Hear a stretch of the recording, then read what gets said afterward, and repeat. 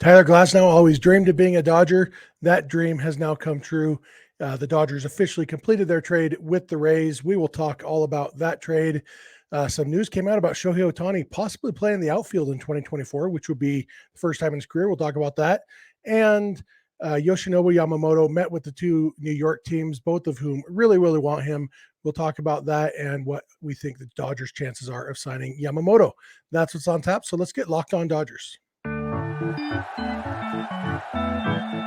You are Locked On Dodgers, your daily Los Angeles Dodgers podcast. Part of the Locked On Podcast Network, your team every day.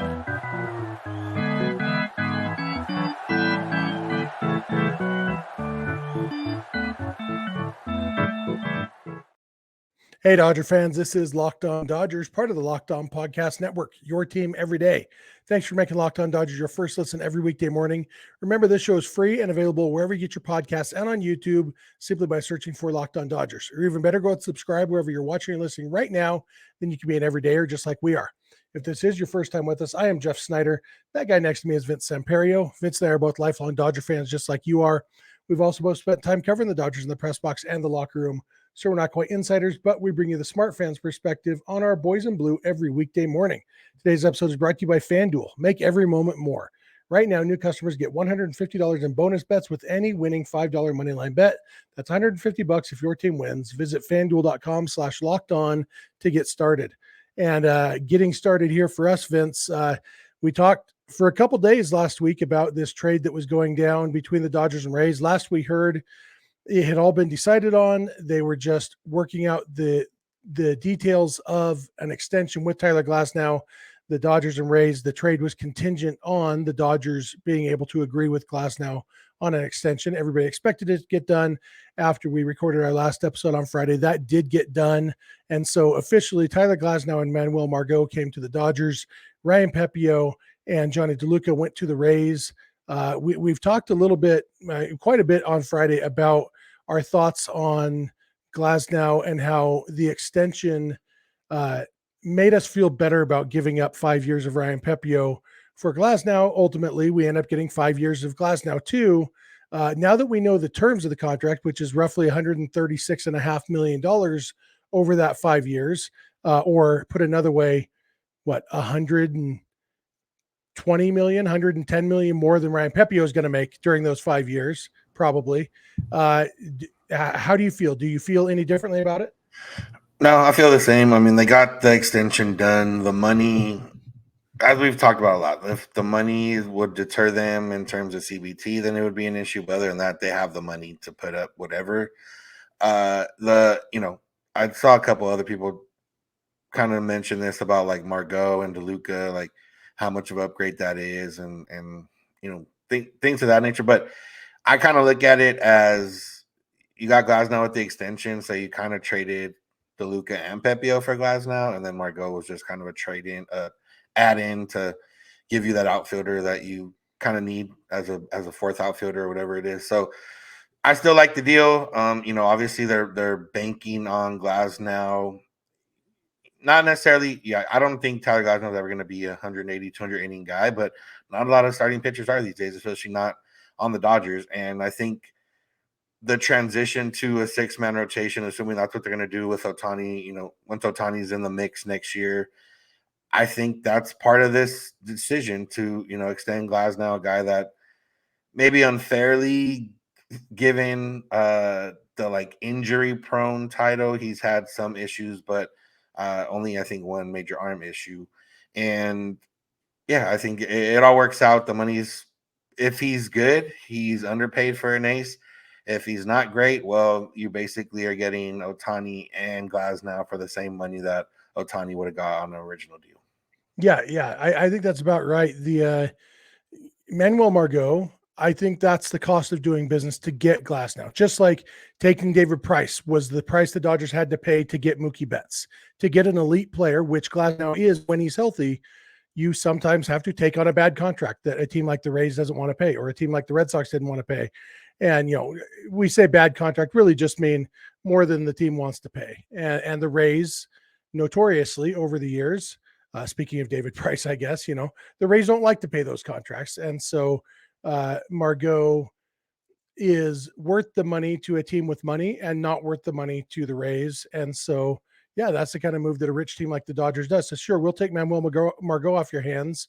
If you do basically a 1-for-1 trade, a pitcher for a pitcher, we get Glasnow. And yeah, like we said on Friday, the Dodger, like Tyler Glasnow, when he's healthy, is better than Ryan Pepiot. I think Ryan Pepiot is going to be very good, but he's probably not going to be Tyler Glasnow. He doesn't have the pure stuff that Glasnow has. And so they really are betting on him being healthy. And like you said, they don't necessarily need him to be healthy, to make 32 starts or whatever, as long as he's healthy at the right times. And with the, it's funny that the Dodgers are going for pitching. People talk about they need pitching depth.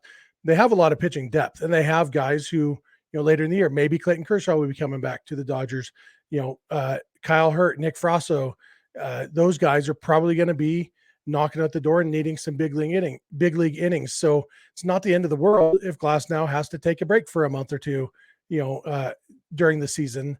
Hopefully nothing major, but they can wean him along, go pretty slowly with him and take it easy on his arm, because they do have a lot. And obviously we're going to talk in the last segment today about Yoshinobu Yamamoto.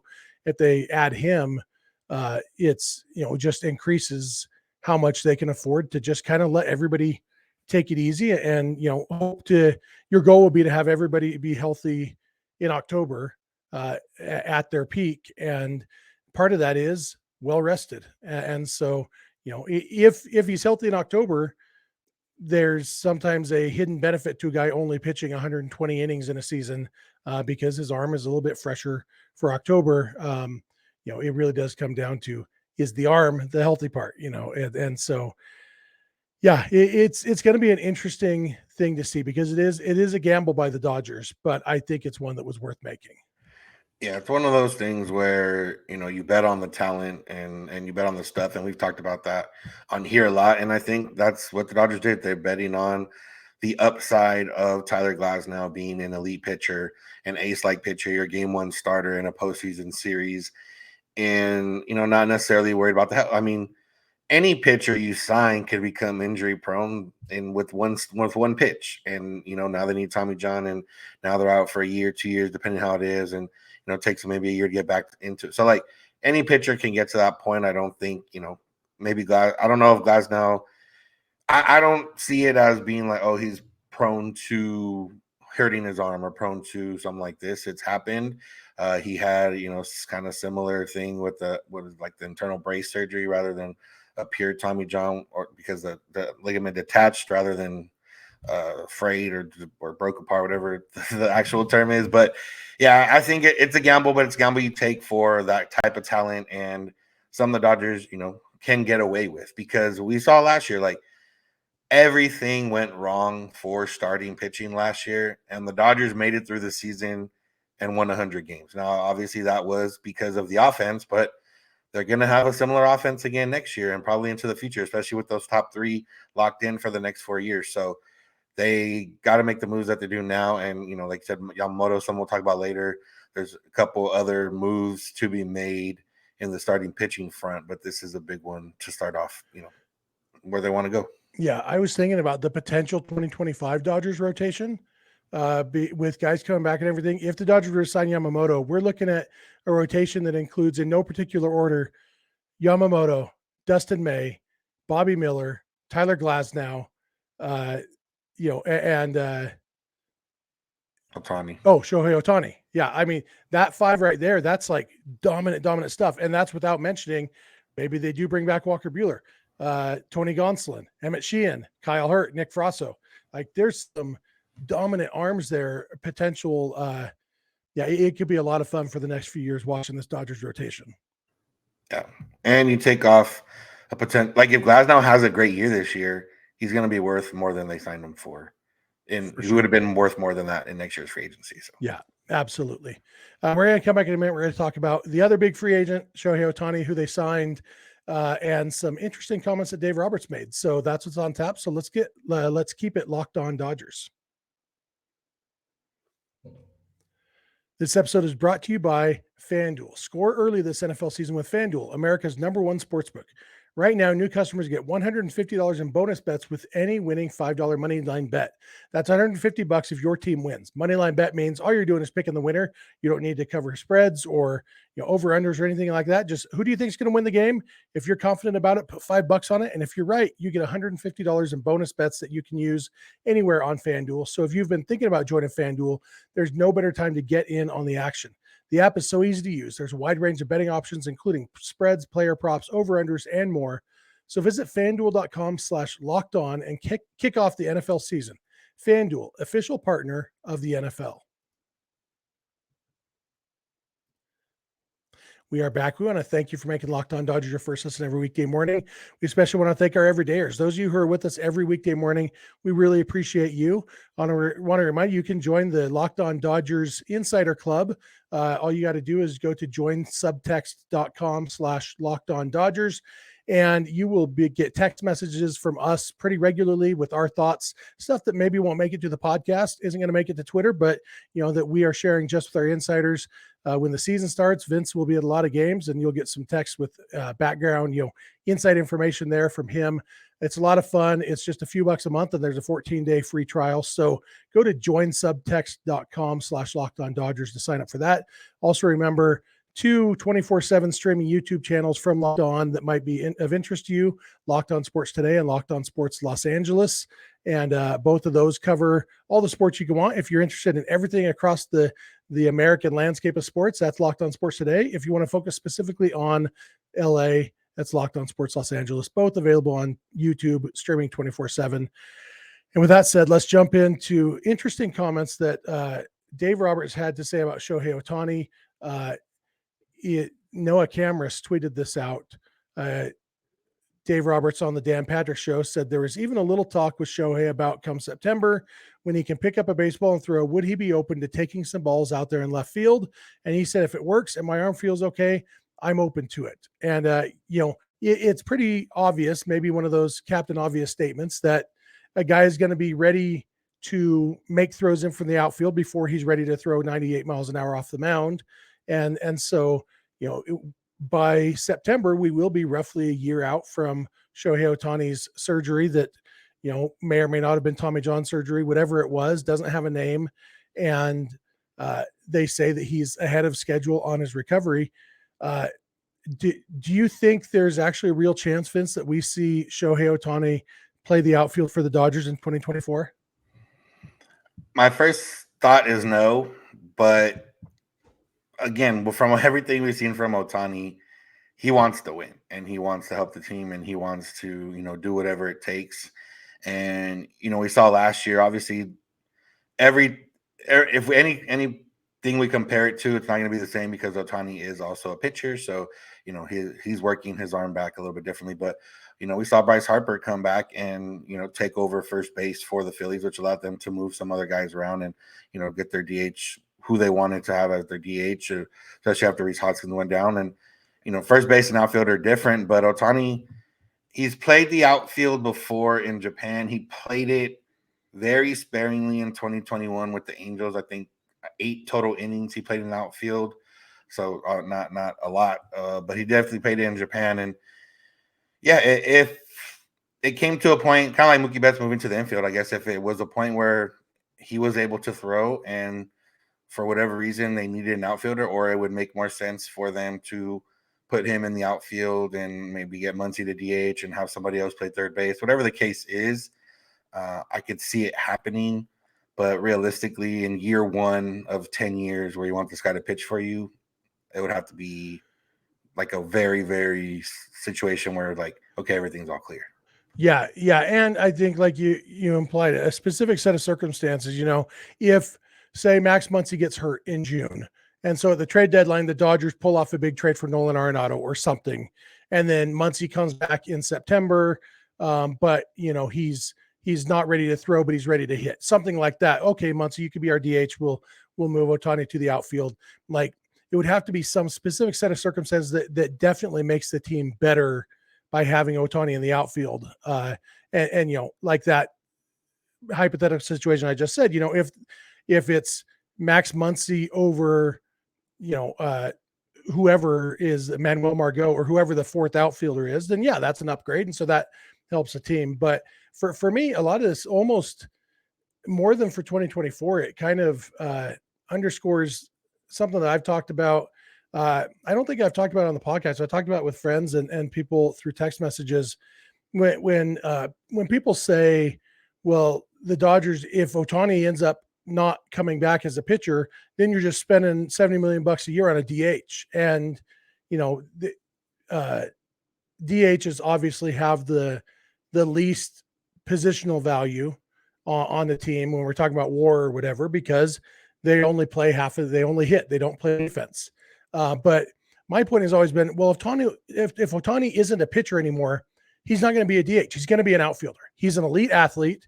There's no reason for him to be a DH if he's not pitching. And so if he's playing left field, I mean, Ohtani could maybe even play center field. I don't know, athletically, I don't have any idea how good an outfielder he is, but playing anywhere in the outfield is more valuable than a DH. And so I think this kind of, even though we're unlikely to see it in 2024, it wouldn't shock me at all if at some point during this contract, Ohtani does start playing some outfield, whether it's because he gave up pitching or just because, it gets to the point where that's what they need or that's what he wants to do.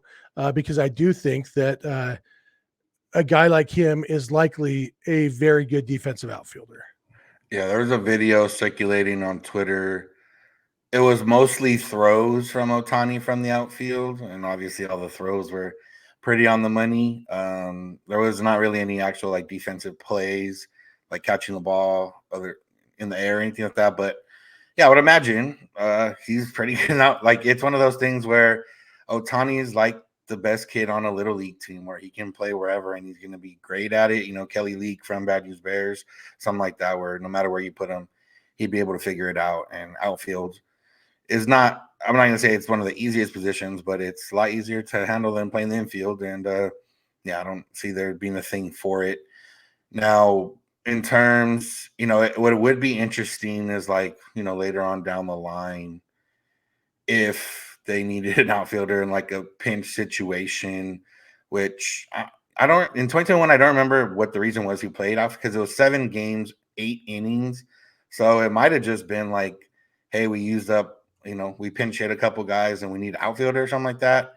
But it's definitely one of those where we've seen, not so much now with the DH, but in the past we've seen like outfield or pitchers playing the outfield when they're out of position players, or even a couple of times, very rarely, but when a left-hander would come in, face a batter, move before the 3-batter minimum, go play an outfield for the next right-handed batter, and then come back in for the left-handed batter, something like that. So, at the very least, it's versatility for the Dodgers down the line if they ever need it.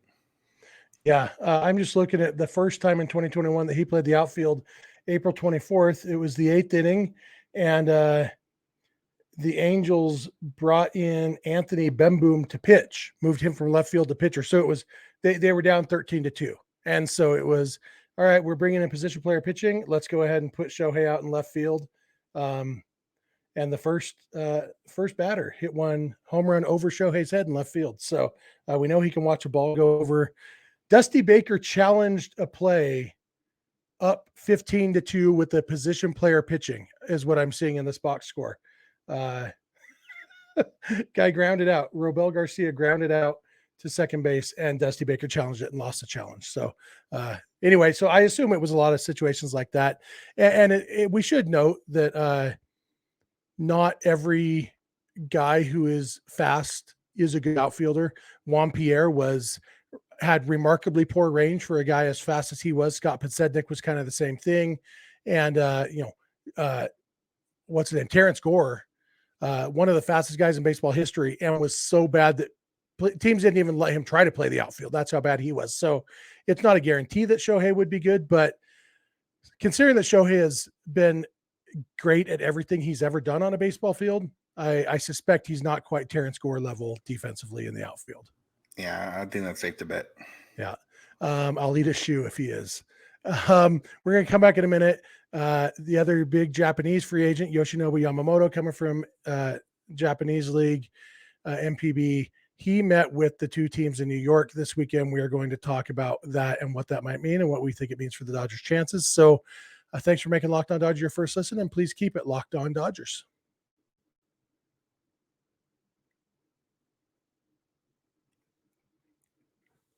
Hey, we're back. Thank you again for making Locked On Dodgers your first listen every weekday morning. Special thank you to our everydayers. If you're not an everydayer, you can become one by watching and listening every weekday morning. We've had a huge influx of listeners since Shohei Ohtani signed with the Dodgers, unsurprisingly, and it seems like a lot of you are sticking around. We really appreciate that. We'd love to hear from you. We'll give you all the contact info at the end of the episode like we always do.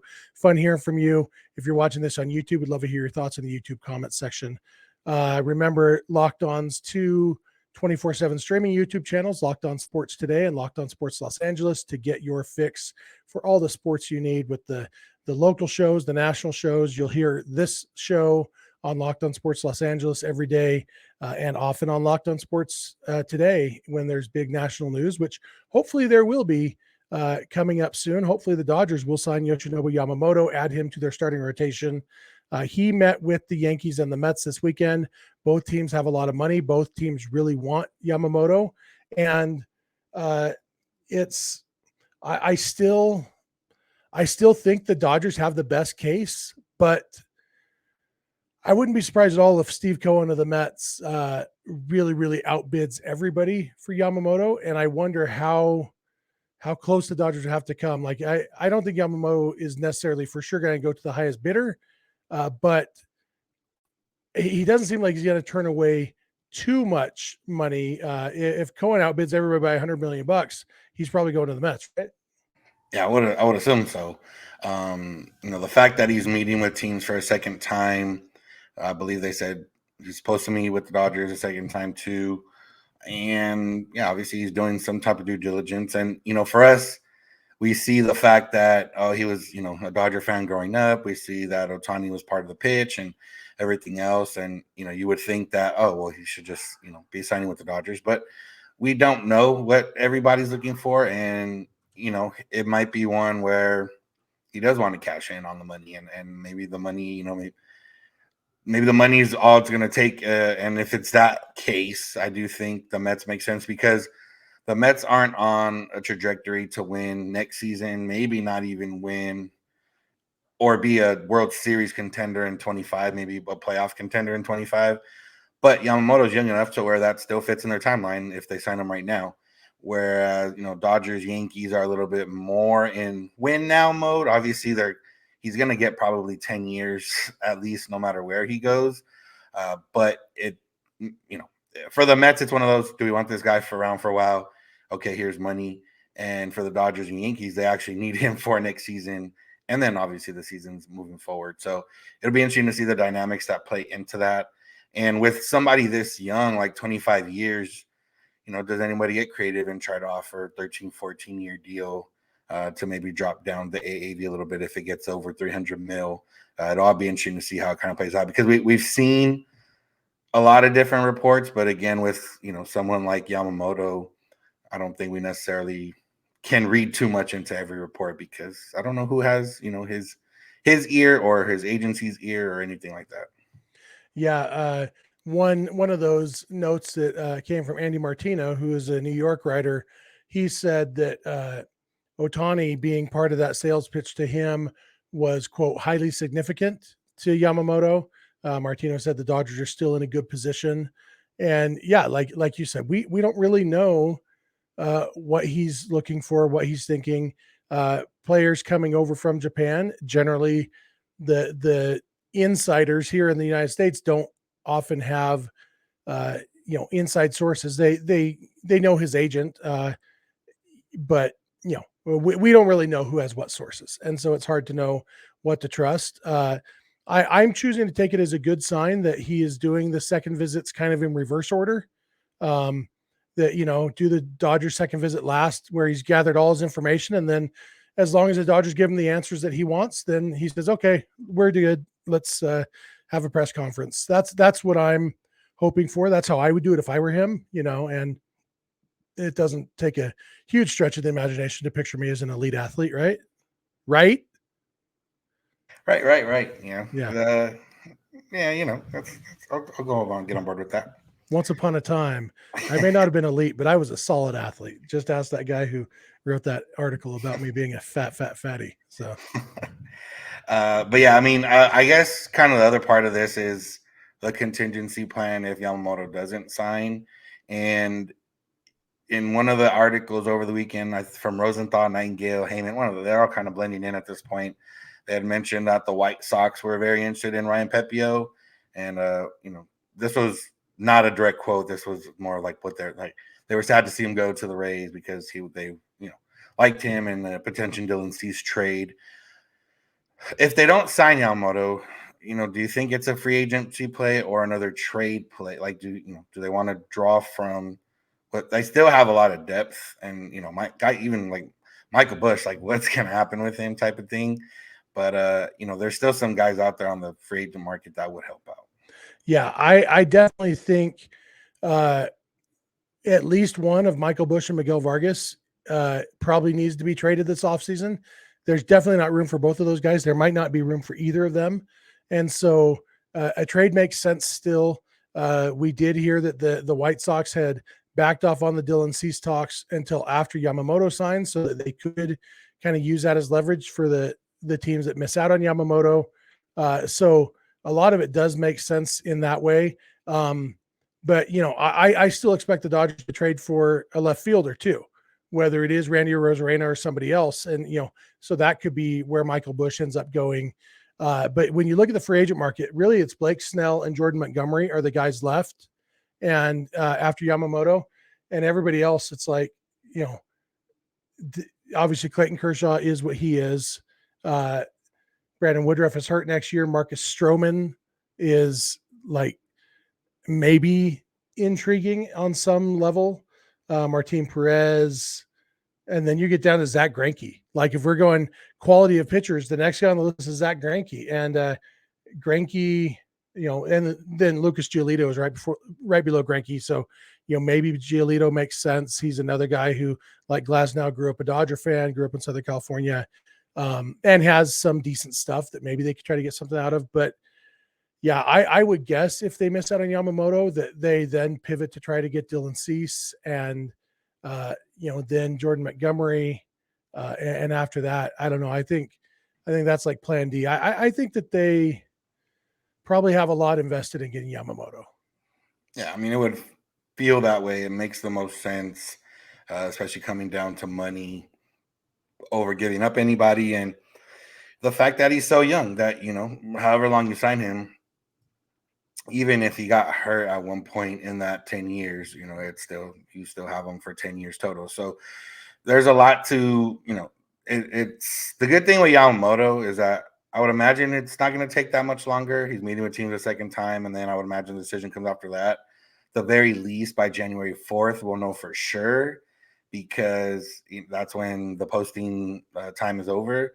The other one is Shota Imanaga. He's, another name they could go after if they don't get Yamamoto. Burns would be in play with Cease in the trade market. Yeah, you got, Snell, Montgomery. I think the Royals kind of jumped in. Lugo and Michael Wacha are both like decent options for a fourth, fifth starter type. They jumped in and got both of those guys. And for the Dodgers, it's one of those where even no matter what happens right now, like they don't need a number 1, number 2, number 3, number 4, number 5 starter. They have all year to figure that out in terms of when it comes down to playoffs. They just need 5 or 6 guys that can throw the ball every 5 or 6 days. And that's more important than the actual order. Because realistically, they already made it through a season with Miller, Sheehan, Pepiot towards the end, Michael Grove, Gavin Stone, all making appearances and throwing, 5+ starts in the season. And they did it. They did all right. And now they'll have, Glasnow. They'll have Buehler. Even if he's delayed coming back a little bit in the season, they'll still have Buehler. They'll have Bobby Miller with another year under his belt. Sheehan with another year under his belt. Ryan Yarbrough if they really need him. Guys like that. So it's one of those where if the Dodgers went into the season with the rotation they have right now, I wouldn't be worried. If they went into October with the rotation they have right now, that's when I'd be worried. Here's a random question for you. Sean Manaea. After mid-May last year, he threw 91 innings for the Giants, had a 3.44 ERA, 3.15 FIP. he seemed to figure something out. He pitched out of the bullpen, kind of long relief for a lot. And then they moved him back to the starting rotation. We remember he shut down the Dodgers in late September, 7 shutout innings. How would you feel if the Dodgers took a flyer on Sean Manaea? I love a good flyer by the Dodgers. Obviously, last year it didn't work out with Syndergaard, but it worked out the year before with Anderson and Heaney. So, yeah, I mean, if that's what it came down to, that's what you need at that point. You're just trying to get enough arms to get you through the season. And if you need somebody else or nobody else emerges as that ace, then you make a trade at the deadline. Corbin Burns is going to be – if he's not available right now, Corbin Burns might be available at the deadline. Cease is not available now. He'll definitely still be available at the deadline. Like, all these guys will still be available more than likely. So you can, take that flyer. And if Sean Manaea ends up working out, then, you're not as desperate at the deadline, which kind of helps you in your negotiations. Yep, absolutely. I think that does it for today. You got any other final thoughts? Tyler Glasnow will be speaking to Dodgers media over Zoom in the morning, 9 a.m. on Monday. So maybe by the time you've listened to this, maybe not, but we'll see what he has to say. And I'm sure he'll get asked about the injuries and the innings and everything else. It'll be interesting to see what he has to say. Awesome. And with that said, we'll wrap this up. Thank you all for making Locked On Dodgers your first listen every weekday morning. Remember to check out Locked On Sports Today and Locked On Sports Los Angeles, the 2 24/7 streaming channels on YouTube that Locked On has that might be of interest to you.